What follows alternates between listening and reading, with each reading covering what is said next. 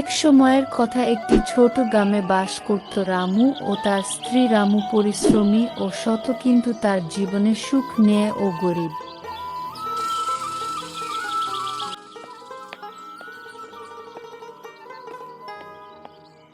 ও গিন্নি, গিন্নি কোথায় গেলে গো গিন্নি? আরে এত চিৎকার করছো কেন? আজকেও মাঠ তেমন কিছু হয়নি গো, মাঠে ফসল উৎপাদন হচ্ছে নাকি? দেখো, তুমি চিন্তা করো না, সব কিছু ঠিক হয়ে যাবে। ভগবান যা করেন ভালোর জন্য করেন। হে ভগবান, তুমি আমাদের কেন যে এমন করছো, রক্ষা করো ভগবান। জয় শ্রীকৃষ্ণের জয়।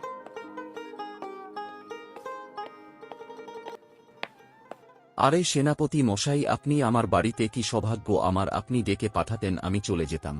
সেসব বাদ দাও মহারাজা রঞ্জিত মল্লিক বলেছেন তোমার 1 বছরের খাজনা বাকি, তা 7 দিনের মধ্যে না দিলে তোমাকে তোমার পরিবার নিয়ে গ্রাম থেকে চলে যেতে হবে।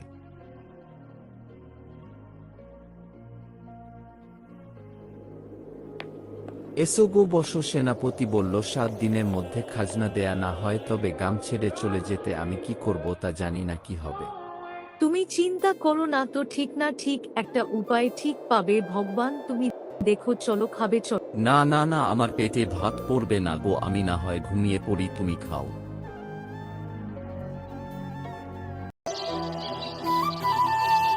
এই সকালে কোথায় চলে গো, হাতে কুডুল নিয়ে না খেয়ে? এই দেখি বিশুরপুর জঙ্গলে যায়, দেখি শুনেছি বাবা টিলু তার কাছে সাহায্য চাইতে।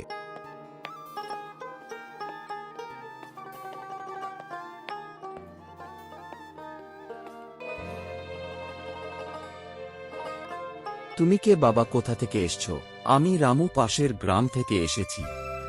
বাবা, আমার অর্থের প্রয়োজন, 1 বছরের খাজনা বাকি, 7 দিনের মধ্যে না দিলে গ্রাম ছেড়ে চলে যেতে হবে। কিছু করুন বাবা, সাহায্য করুন, আমি অসহায়। আমি তোমাকে কি সাহায্য করি? তোমাকে বর দিলাম, এই কুড়োল তুমি একবার বেগে ঢুকিয়ে দিলে সোনার হয়ে যাবে, তুমি যাও।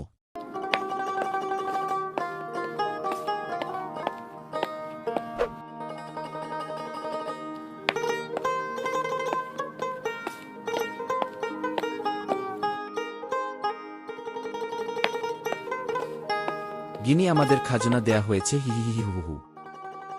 এই সব হওয়ার পর তার খুশি হয় এবং শুনে থাকে। এইখানে গল্প শেষ।